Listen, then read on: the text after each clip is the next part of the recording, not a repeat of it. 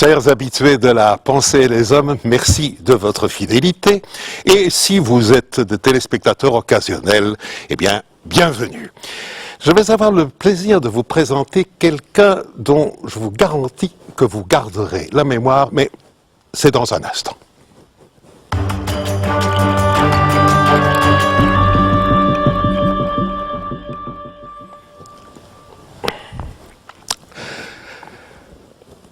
Jean Baudet, vous êtes philosophe, on vient de le voir, c'est votre étiquette. Mais avant de vous réclamer de la sagesse qu'apporte cet engagement, vous avez une formation de chimiste. Vous savez ce que c'est? Ben oui, ça me dit quelque chose, évidemment, et je vous dirais que ça me fait plaisir. Et pas seulement chimiste, mais biochimiste. Oui. Alors, on ne va pas raconter votre vie parce qu'on ne parlerait que de cela. Il y a beaucoup de choses à dire. Vous êtes ici pour nous parler de quelques-uns de vos nombreux livres. Mais tout de même, j'aimerais savoir ce qui vous a fait passer de la chimie, de la biochimie, et en particulier de la biochimie végétale, ce qui est tout de même très particulier, à des conceptions philosophiques et des considérations philosophiques tout de même de vaste amplitude. Mais sans raconter ma vie, je dois dire que j'ai d'abord été enseignant et professeur de philosophie précisément. Donc j'ai commencé, après une formation de chimiste et un début de formation en philosophie, j'ai commencé par enseigner la philo, comme on dit communément. Et puis j'ai fait un petit séjour dans les laboratoires. Je suis revenu à ma formation et à mes amours premières. J'ai fait de la chimie pendant quelques années. Et puis les circonstances de la vie, comme on dit, ont fait que je suis revenu à ce qui était quand même véritablement ce qui me plaisait le plus, autant j'aime bien la chimie, la biologie, la science, c'est quand même la philosophie qui m'intéressait et je me suis relancé dans la philosophie et j'ai à ce moment-là essayé, très modestement, non pas de résoudre le problème de la connaissance, ce serait prétentieux de dire ça et d'ailleurs tout à fait impossible, tellement ce problème est vaste, mais essayer d'apporter une contribution à ce problème de la connaissance, ce problème de la vérité, ce problème des savoirs que l'on construit et que l'on prétend sérieux, vrais, fiables, sur lesquels on peut éventuellement baser une éthique, voire une politique. L'interrogation philosophique, c'est vaste, c'est énorme. C'est énorme, vous venez de le dire, et pourtant, vous n'avez pas dédaigné vous intéresser en particulier à notre petite patrie. J'ai ici en main un bouquet qui, je crois, se fait remarquer, et pas seulement à cause de Félicien Rops, ou d'une œuvre de Félicien Rops, lui n'était pas comme ça qu'on voit dessus. À quoi pensent les Belges? Et dès la couverture, vous nous parlez du prince de Ligne, d'Amélie Nothomb, qui sont les intellectuels en Belgique. Alors, la Belgique compte dans le monde de la philosophie. Ah oui, la Belgique compte. Ce n'est peut-être pas le premier pays philosophe du monde. Et il y a certainement l'Allemagne et la France que l'on peut citer qui ont des philosophes de renommée universelle. Mais enfin, ce sont aussi des pays d'une autre dimension que le nôtre, il faut bien le dire. Mais ce qui se passe, c'est que je me suis intéressé au problème de la connaissance, donc au problème de la science et de tout ce qui n'est pas scientifique, mais qui a des prétentions de connaissance. J'ai donc construit une histoire de la science. Ça me paraissait quelque chose d'indispensable pour baser quand même ma réflexion sur quelque chose. Et en étudiant la science, je me suis rendu compte que de temps en temps, je rencontrais un nom d'un scientifique, un mathématicien, un biologiste, un chimiste belge, il y en a quand même quelques-uns, et j'ai pour cela consacré un peu de temps à étudier la science en Belgique. Après tout, étant belge, pourquoi ne pas étudier ce qui se passe chez soi? Et donc j'ai publié une histoire des sciences en Belgique. Et en même temps, au moment où je faisais ça, je me suis dit, mais ce serait pas mal d'étudier aussi le reste. Quand je dis la vie intellectuelle, c'est la science et puis les non-sciences. Je dis ça sans mépris. C'est que vous appelez quoi les non-sciences? Les non-sciences, c'est la littérature. Ah bon, oui, c'est la littérature. Il n'y a pas de jugement de valeur dans absolument le terme. Absolument pas. C'est une pure définition de classification. Il y a d'un côté la science, physique, chimie, biologie, et d'autre part, il y a la littérature, les romans, les poèmes, les pièces de théâtre. Il y a évidemment la philosophie, bien entendu, qui n'est pas véritablement scientifique. Et il y a ce qu'on appelle les sciences humaines, que certains appellent parfois les sciences tendres ou les sciences molles. Donc ça fait un énorme domaine. Et je me disais que, ayant fait l'histoire des sciences en Belgique, c'était intéressant de faire l'histoire des, entre guillemets, bien sûr, non-sciences, donc de ce qu'on appelle plutôt la pensée. Parce que quand on dit intellectuel, c'est quelque chose qui est un peu frustrant, finalement. Quand on dit intellectuel en Belgique ou en France aussi, on entend plus souvent sociologue, historien, romancier, plutôt que physicien ou chimiste. Sûrement. Alors, vous êtes d'accord avec moi? Alors que ce sont des Alors que intellectuels, ce ou sont ils des devraient intellectuels l'être aussi. tout au moins. Alors ce que, par contre, ce dont je n'ai pas parlé, parce qu'il faut quand même se limiter, c'est de tout ce qui est culturel, mais qui n'est pas textuel. Donc il y a les sciences, mais ce sont des textes finalement. Il y a la littérature, la philosophie, les sciences humaines, ce sont aussi des textes. Finalement, un sociologue, c'est comme un physicien, il écrit des articles dans des revues. Et puis il y a la culture non textuelle, la musique, je crois que vous savez ce que c'est, la peinture, ça je n'ai pas traité. Mais avez-vous le sentiment que notre petit pays, et en particulier au sein de ce pays, les deux communautés et demie que nous avons, occupe une place finalement honorable? Écoutez, dans le domaine scientifique, mais j'ajoute évidemment scientifique et technique, la Belgique est absolument remarquable. Il faut dire les choses comme elles sont. Ce n'est pas de ma part du nationalisme, ce n'est pas du tout de la fierté nationale, c'est tout simplement les choses qui sont ce qu'elles sont. Ernest Solvay, Zénobe Gramme, Jules Bordet qui est le Ils sont là dans le deuxième couverture. bouquin ici, Histoire des sciences et de l'industrie en Belgique. Ce sont des grosses pointures, Voilà, comme bien on sûr. dit. Ce que j'ai constaté, et là c'est une opinion personnelle, peut-être que tout le monde ne sera pas d'accord, mais ce que j'ai constaté, c'est que du côté justement des lettres et des sciences humaines, il n'apparaît pas des figures d'une aussi évidente grandeur. Il y a évidemment de grands romanciers, de grands philosophes, de grands poètes, mais je n'ai pas trouvé de figure aussi marquante qu'un Ernest Solvay ou qu'un Zénobe Gramme. Il y a bien entendu Georges Simenon, mais certains diront « Ah oui, mais c'est de la paralittérature, oui. c'est du roman policier. Et il y a bien entendu Hergé, dont on parle un peu ces temps-ci, mais encore une fois, c'est de la bande dessinée, ce n'est pas de la grande littérature. On a tout de même eu un prix Nobel de On littérature. a eu un prix Nobel de Maeterlinck. littérature, Maeterlinck, bien entendu, qui, en 1911, c'est-à-dire Ah oui, exactement, tout au il y a début. exactement 100 ans. Enfin, c'est peut-être un peu l'exception qui confirme la règle. Il y a de grands romanciers morts et de grands romanciers vivants, bien entendu. Enfin, j'ai eu l'impression qu'il y avait une petite difficulté du côté des sciences humaines et des littératures en Belgique. Et j'ai tenté une explication qui me paraît valoir ce qu'elle vaut, c'est que précisément, nous sommes dans un pays que les linguistes appellent un pays diglosse, où il y a deux langues, Oui. pas bilingues, mais Non, diglosse, oui, oui. c'est-à-dire où les deux langues sont l'une à côté de l'autre, mais tous les gens ne pratiquent pas les deux langues. Ce qui veut dire qu'il y a une petite particularité linguistique qu'on ne retrouve pas en Allemagne, qu'on ne retrouve pas en France, qu'on ne retrouve pas dans d'autres pays. Et qui s'avérerait fertile? Et je me demande si c'est fertile peut-être, ou peut-être au contraire un peu stérilisant. Ah. Dans la mesure où, si on y réfléchit bien, le physicien et le chimiste utilisent la langue, évidemment, pour De leur raisonner, science, oui. mais ils ont en plus de ça le laboratoire. Bien sûr. Alors que les hommes de lettres, les philosophes et les hommes des sciences dites molles ou dites tendres n'ont que la langue. Ils ne pensent qu'avec des mots, ils n'ont que cela.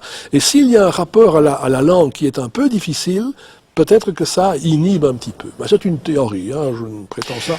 Vous êtes un homme de théorie, hein. Vous aimez les théories, vous Mais j'essaye aimez d'élaborer construire des concepts. des concepts. J'essaye, bien. évidemment. Bon, on va abandonner notre petite patrie hein, tout de même. C'était une manière d'entrer dans vos préoccupations. Bah, le bouquin qui m'a absolument passionné, je vais vous le dire, parce que c'est une succession de leçons. C'est votre livre Curieuse histoire de la science quand les chercheurs se trompent. Avouez que c'est paradoxal. Pourquoi nous passer en revue les erreurs des chercheurs et pas leurs réussites? Mais je l'ai fait. Bien sûr. Je l'ai fait. Bien sûr. Je l'ai fait. Je suis obligé de rappeler, je m'excuse d'un peu parler de ça, mais enfin, il faut quand même le dire, que j'ai publié une histoire des sciences chez un autre éditeur à Paris, chez Weber. C'est un gros paquet. Hein. C'est 9 volumes, ça représente un peu plus de 3000 pages, et donc ça a la prétention, mais je mets ça entre de grands guillemets, bien entendu, d'être une histoire des sciences complète, dans la mesure où j'ai traité de toutes les époques, donc je commence chaque fois à la préhistoire et j'arrive à la fin du XXe siècle, et où j'ai mis en examen historique les mathématiques, la physique, la chimie, la biologie, la médecine et la technologie. Donc c'est complet. Complet, évidemment, façon de parler, bien entendu. Maintenant, ayant fait cela, je me suis dit que c'était très bien de parler, il fallait le faire, je suis pas le seul à l'avoir fait, d'ailleurs, d'autres historiens des sciences.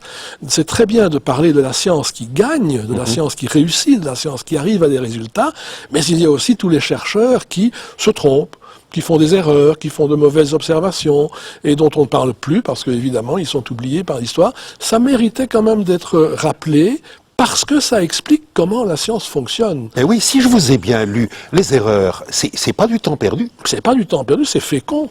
ça fait penser, évidemment, d'abord on essaye de corriger l'erreur, et alors on trouve parfois une vérité. Et c'est un processus qui a ses lettres de noblesse. Hein. Il est ancien. Vous le faites déjà démarrer, voici 2500 ans, hein, chez les Grecs. Chez les Grecs, avec Thalès de Milet, avec ce qu'on appelle les physiciens de Milet. Bon, au fond, qu'est-ce qu'ils faisaient ces gens-là pour essayer d'expliquer le monde? Ils n'avaient que leur imagination. Ils n'avaient que ce qu'ils ont appelé un peu après Thalès le logos, donc la raison, le bon sens, comme disait Descartes, c'est-à-dire les facultés mentales, dont l'imagination fait partie d'ailleurs, évidemment, la créativité, comme on préfère dire aujourd'hui, mais ils n'avaient que cela. Et alors évidemment, quand on n'a que le raisonnement, on raisonne un petit peu en roue libre, et on arrive à il faut bien le dire, parfois des élucubrations. C'est un petit peu ce qui est arrivé aux Grecs. Ils ont très bien travaillé dans le domaine mathématique, où là, on peut raisonner, c'est du raisonnement pur. Ils n'ont pas beaucoup avancé dans les domaines de ce que nous appelons aujourd'hui la physique et la chimie, parce que là, il leur manquait quelque chose qui ne va arriver qu'à la Renaissance, l'instrument, l'instrumentation. Mais revenons aux Grecs. Il y a tout de même cette fameuse théorie des 4 éléments, dont on parle encore aujourd'hui dans les parasciences, n'est-ce pas? Alors, rappelons-les, c'est l'air, l'eau, la terre, le feu. Si je me souviens bien de mes leçons de chimie que je recevais ou que je donnais, aucun de ces 4 éléments n'en est un. L'air est un mélange, l'eau est une combinaison, la terre est un mélange de combinaisons multiples, et le feu, c'est un certain état de la matière dans certaines conditions. Alors, c'était tout faux, quoi. C'était tout faux si on veut, c'est-à-dire que on pourrait, il faut évidemment toujours interpréter les textes très anciens, et ici nous sommes des textes qui ont plus de 2000 ans, il faut interpréter ça en essayant de se mettre dans la mentalité et dans le vocabulaire de l'époque. Bien entendu, quand Thalès de Milet dit que tout est constitué d'eau, il parle plutôt de ce que nous pourrions appeler la liquidité, l'état liquide. Oui, oui. Et en somme, il a fait une observation très simple, mais qui n'est quand même pas inintéressante, c'est que les métaux, par exemple, qui sont des corps extrêmement solides, peuvent, si on les chauffe suffisamment, devenir liquides. Tout le monde savait bien que le bronze pouvait entrer en fusion. Donc, c'est peut-être cette idée-là qui était à la base du raisonnement de Thalès de Milet. Et de même, on peut se dire, tiens, beaucoup de choses se transforment en air au sens large, c'est-à-dire en fumée ou en substance qui s'évapore. C'est impalpable aussi. C'est impalpable. Donc, il y a un petit peu cette idée-là. Donc, finalement, les 4 éléments, pour un physicien d'aujourd'hui, ce serait plutôt les 3 états de la matière, le solide, le liquide et le gazeux. Donc, ça, c'est une mais 4, c'est pas assez. Alors, à ce moment-là, il n'y a pas 4. Maintenant, l'erreur chez les Grecs, l'erreur va être d'essayer de vouloir absolument qu'il y en ait 4 ou éventuellement un autre nombre, enfin qu'il y ait une raison à cette multiplicité. Il y a la quintessence, qui est le 5e élément. Voilà. Alors ça, c'est pas Thalès de Milet, c'est un peu plus tard. C'est Platon. Platon va se dire, d'après les physiciens de Milet, il y a 4 éléments, et d'après les géomètres, il y a 5 polyèdres réguliers. Le cube, le tétraèdre, etc. Et il doit y avoir une correspondance. Il doit y avoir une correspondance. Les anciens aiment beaucoup les correspondances, et donc il s'est dit, mais il doit y avoir un 5e élément, le fameux 5e élément, dont on a fait un film d'ailleurs, si je ne me trompe, et que l'on appelle effectivement en latin la quinta essentia, la quintessence. Et cette théorie de la quintessence, Aristote va l'appeler l'éther, cette théorie donc des 4 ou 5 éléments va perdurer jusqu'au XVIIIe siècle. Jusqu'à la fin du XIXe, puisque l'éther, c'est en renonçant à l'éther on va entrer en relativité. Tout à fait. Mais déjà le grand moment, la coupure, la grande révolution. La grande révolution, c'était en 1789. Mais tout le monde se trompe. C'est pas la révolution française, ça c'est relativement peu important. C'est la révolution chimique de Lavoisier. Lavoisier parvient à faire 2 expériences cruciales l'une après l'autre. Il démontre que l'air est un mélange de gaz, donc c'est pas un élément, et il démontre que de même, l'eau est une combinaison de 2 éléments, qui sont élémentaires, qui sont l'oxygène et l'hydrogène. Donc voilà une erreur qui est en quelque sorte féconde, mais il faudra du temps. Il faudra quand même beaucoup de temps.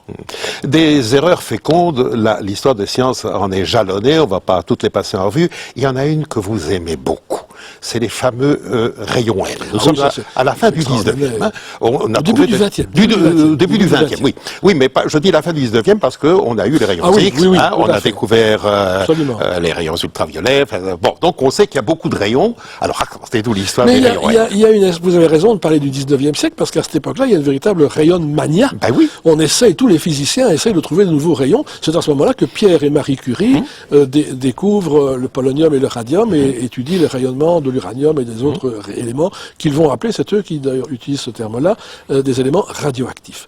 Et alors en 1902 ou 1903, je ne peux jamais retenir la date exacte, mais ça n'a pas beaucoup d'importance, et puis je peux aussi faire des erreurs, en 1902, je crois, un physicien français à Nancy qui s'appelle René Blondelot fait des observations sur les rayons X, comme on travaillait beaucoup sur les rayons X à l'époque, et il observe des phénomènes, je n'ai pas le temps d'expliquer bien sûr, qui font qu'il interprète ça comme étant la preuve qu'il y a encore un autre rayonnement que les rayons X, que l'on ne connaissait pas, qu'il a donc découvert, et il va les appeler les rayons N de Nancy, parce qu'il était professeur de physique à l'université de Nancy. C'était pas un débutant, c'était quelqu'un qui avait déjà des publications à son actif, qui était très respecté comme expérimentateur, qui faisait de bonnes observations dans un laboratoire bien équipé. Il étudie ces rayons N, il est tout content, et puis il fait des publications dans les comptes rendus de l'Académie des sciences à Paris.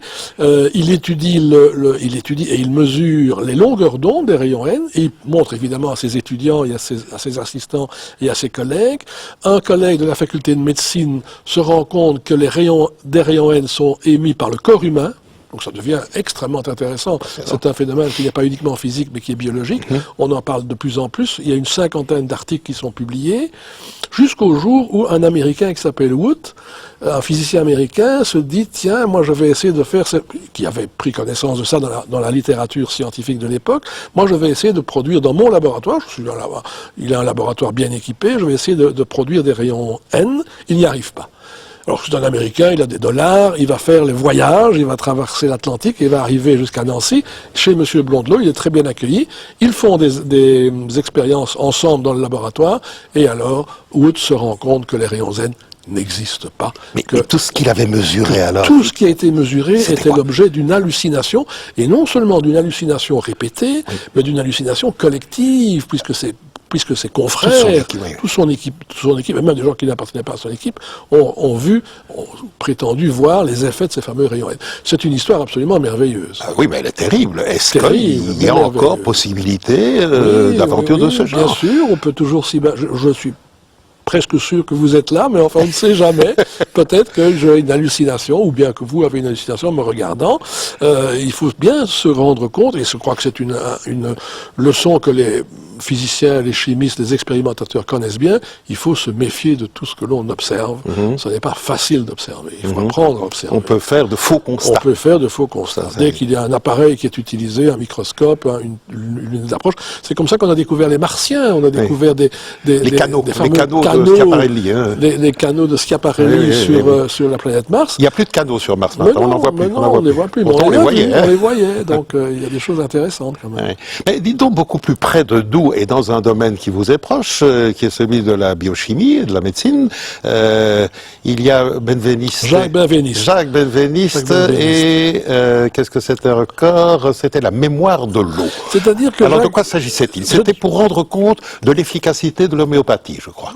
C'est-à-dire que c'est pas aussi direct que ça, mais c'est de ça qu'il s'agit. Mais c'est pas aussi direct dans la mesure où il faisait des travaux sur un certain type de molécules. On va pas entrer dans les détails.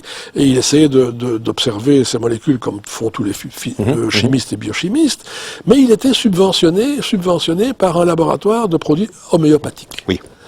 Donc, que nous ne citerons pas. Que nous ne citerons pas, qui est un laboratoire français, qui est encore très actif aujourd'hui.